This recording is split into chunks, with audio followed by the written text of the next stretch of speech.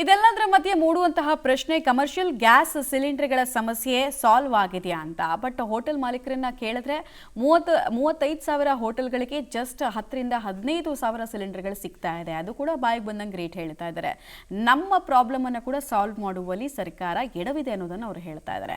ಬನ್ನಿ ಹೋಟೆಲ್ ಉದ್ಯಮದ ಸಂಕಷ್ಟ ಹೇಗಿದೆ ಅಂತ ತಿಳ್ಕೊಳ್ಳೋಣ. ಹೋಟೆಲ್ಗಳಿಗೆ ತಪ್ಪದ ಗ್ಯಾಸ್ ಗಂಡಾಂತರ. 35,000 ಹೋಟೆಲ್ಗಳಿಗೆ ಸಾಲದ ಸಿಲಿಂಡರ್. ಹೆಚ್ಚುವರಿ ಸಿಲಿಂಡರ್ ಪೂರೈಕೆಗೆ ಡಿಮ್ಯಾಂಡ್. ಇರಾನ್, ಇಸ್ರೇಲ್, ಅಮೆರಿಕ ಯುದ್ಧ ಸದ್ಯಕ್ಕೆ ಕೊನೆಗಾಣೋ ಲಕ್ಷಣಗಳೇ ಕಾಣ್ತಿಲ್ಲ. ಈ ಯುದ್ಧದ ಕರಿನೆರಳು ಗ್ಯಾಸ್ ಸಿಲಿಂಡರ್ಗಳ ಮೇಲೆ ಬಿದ್ದಿದ್ದು ರಾಜ್ಯದಲ್ಲಿ ವಾಣಿಜ್ಯ ಬಳಕೆಯ ಸಿಲಿಂಡರ್ಗಳ ಅಭಾವ ನೀಗುತ್ತಿಲ್ಲ. 1 ತಿಂಗಳಿಂದ ಬೃಹತ್ ಬೆಂಗಳೂರು ಹೋಟೆಲ್ ಅಸೋಸಿಯೇಷನ್ ಸರ್ಕಾರಕ್ಕೆ ಸಮರ್ಪಕವಾಗಿ ಸಿಲಿಂಡರ್ ನೀಡಲು ಪದೇ ಪದೇ ಮನವಿ ಮಾಡ್ತಿದೆ. ಸದ್ಯ ಬೆಂಗಳೂರಿನಲ್ಲಿ ಒಂದು ದಿನಕ್ಕೆ 10ರಿಂದ 15,000 ಸಿಲಿಂಡರ್ಗಳನ್ನ ಹೋಟೆಲ್ಗಳಿಗೆ ಸರ್ಕಾರ ನೀಡ್ತಿದೆ. ಇದರಿಂದ ಸ್ವಲ್ಪ ಮಟ್ಟಿಗೆ ಕೊರತೆಗಳು ನೀಗಿದ್ರು ಹೋಟೆಲ್ಗಳಲ್ಲಿ ಮೆನು ಕಟ್ ಮುಂದುವರೆದಿದೆ. ಬೆಂಗಳೂರಿನಲ್ಲೇ 35,000ದಷ್ಟು ಹೋಟೆಲ್ಗಳಿದ್ದು ಇವುಗಳಿಗೆ 15,000 ಸಿಲಿಂಡರ್ ನೀಡಿರೋದು ಕಡಿಮೆ. ಹೋಟೆಲ್ಗಳಿಗೆ ನೀಡೋ ಸಿಲಿಂಡರ್ಗಳ ಸಂಖ್ಯೆ ಹೆಚ್ಚಿಸಿ ಅನ್ನೋ ಡಿಮ್ಯಾಂಡ್ ಕೇಳಿ ಬರ್ತಿದೆ.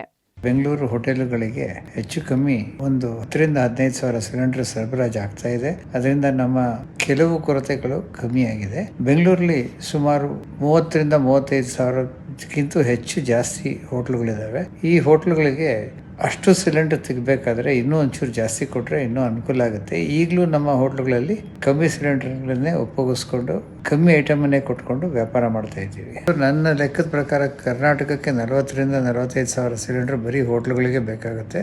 ಈ ಸೌಲಭ್ಯ ನಮಗೆ ಸಿಗಬೇಕಾದ್ರೆ ಇನ್ನೂ ಸ್ವಲ್ಪ ಟೈಮ್ ಆಗುತ್ತೆ. ಸದ್ಯದಲ್ಲೇ ಸಿಗುತ್ತೆ ಅನ್ನೋ ಭಾವನೆಯಲ್ಲಿ ನಾವೆಲ್ಲ ಕೂತಿದ್ದೀವಿ.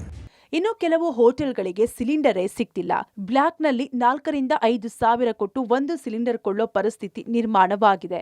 ಸೌದೆ ಕೆಜಿಗೆ 3 ರೂಪಾಯಿ ಇದ್ದಿದ್ದು 8 ರೂಪಾಯಿ ಆಗಿದೆ. ಜೊತೆಗೆ ಸೌದೆಯೂ ಸಿಗ್ತಿಲ್ಲ, ಹಸಿ ಸೌದೆ ಮಾತ್ರ ಸಿಗ್ತಿದೆ. ಆದ್ರೆ ಕಾರ್ಮಿಕರು ಬಿಟ್ಟು ಹೋದ್ರೆ ಮತ್ತೆ ಸಿಗಲ್ಲ. ಹೀಗಾಗಿ ಅನಿವಾರ್ಯವಾಗಿ ಹೋಟೆಲ್ ನಡೆಸಬೇಕಾಗಿದೆ ಅಂತಾರೆ ಹೋಟೆಲ್ ಮಾಲೀಕರು. ನಾವು ಬ್ಲ್ಯಾಕ್ ಕೊಟ್ಟು 4,000 3,000 ಈ ಥರ ಬ್ಲ್ಯಾಕ್ ಕೊಟ್ಬಿಟ್ಟು ತಗೊಂಬರ್ತೀವಿ. ಬಟ್ ಅವ್ರಿಗೆ ಹೇಗೆ ಬರುತ್ತೆ ಅಂತ ನಾನು ಕೇಳಿದೆ. ಹೋಟ್ಲ್ಗಳಿಗೆ ಕರೆಕ್ಟಾಗಿ ಕೊಟ್ಟರೆ ನಮ್ಗೆ ಈ ಪ್ರಾಬ್ಲಮ್ ಬರೋದಿಲ್ಲ. ಬಟ್ ಕಡಿಮೆ ರೇಟಲ್ಲಿ ನಾವು ಹೇಗೆ ವರ್ಕೌಟ್ ಮಾಡಿ ರೇಟ್ ಜಾಸ್ತಿ ಮಾಡಿದ್ರೆ ಕಸ್ಟಮರ್ಗೆ ಇದಾಗುತ್ತೆ ಅಂತ ಮಾಡಿಲ್ಲ. ಯಾಕಂದರೆ ಇವತ್ತೆಲ್ಲ ನಾಳೆ ಸರಿ ಹೋಗ್ಬೋದು ಅಂತ. ಹಾಗಾಗಿ ಭಾಳ ಕಷ್ಟ ಆಗಿದೆ. 4,000 5,000 ಅಂತ ಇದ್ದಾರೆ. 1 ಕೆಜಿಗೆ 270ರಿಂದ 300 ರೂಪಾಯಿ ಬೀಳ್ತಿದೆ. ಸೌದೆ ಒಲೆ ಬೇರೆ ಮಾಡ್ಕೊಂಡಿದ್ವಿ, ಸೌದೆನೂ ಸಿಗ್ತಾ ಇಲ್ಲ. ಈಗ ಮೊದಲೇ 3 ರೂಪಾಯಿ 3 ರೂಪಾಯಿ ಸೌದೆ ಸಿಗ್ತಾ ಇತ್ತು. ಈಗ 8ರಿಂದ 9 ರೂಪಾಯಿ ಆಗಿದೆ. ಅದು ಸಿಗೋದಿಲ್ಲ, ಹಸಿ ಸೌದೆ, ಅದು ಉರಿಯೋದಿಲ್ಲ. ಆಮೇಲೆ ಕಸ್ಟಮರಿಗೆಲ್ಲ ಸ್ಮೋಕ್ ಬರ್ತದೆ, ಎದ್ದೋಗ್ತಾರೆ. ಈ ಥರ ಎಲ್ಲ ಪರಿಸ್ಥಿತಿ ಹೋಟ್ಲಲ್ಲಿ ಉಂಟಾಗಿದೆ. ಒಟ್ನಲ್ಲಿ ಹೋಟೆಲ್ ಮಾಲೀಕರು ಸಮರ್ಪಕವಾಗಿ ಸಿಲಿಂಡರ್ ಸಿಗದೆ ಹೋಟೆಲ್ ನಡೆಸೋಕೂ ಆಗ್ತಿಲ್ಲ, ಮುಚ್ಚೋಕೂ ಆಗದ ಅತಂತ್ರ ಸ್ಥಿತಿಯಲ್ಲಿದ್ದು ಆದಷ್ಟು ಬೇಗ ಯುದ್ಧ ನಿಲ್ಲಲಿ ಅಂತ ಪ್ರಾರ್ಥಿಸುವಂತಾಗಿದೆ. Aruna Shiraguppi, public TV, Bengaluru.